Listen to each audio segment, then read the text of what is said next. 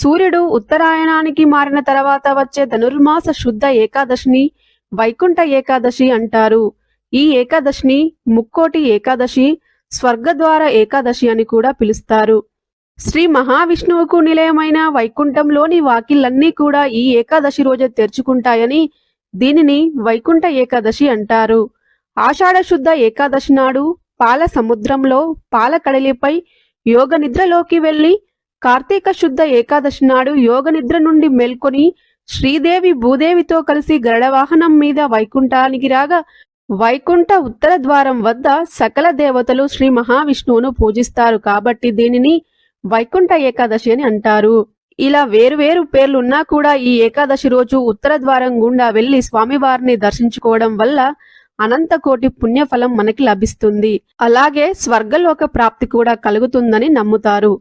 ఈ యొక్క ఏకాదశి పూజ చేస్తే కోటి ఏకాదశులు పూజ చేసిన ఫలితం అయితే కలుగుతుందండి. కోటి ఏకాదశులకి సమానమండి ఈ ముక్కోటి ఏకాదశి పూజ. ఇంతటి పరమ పవిత్రమైన ఏకాదశి ఈ 2025వ సంవత్సరంలో ఏ రోజున వచ్చిందో తెలుసుకుందాం. మనకి ఏకాదశి తిథి వచ్చేసి డిసెంబర్ 29 సోమవారం రాత్రి, అంటే డిసెంబర్ 30 మంగళవారము తెల్లవారుజామున 4:02 నుండి డిసెంబర్ 30 మంగళవారం అర్ధరాత్రి 1:50 వరకు ఉంటుందండి.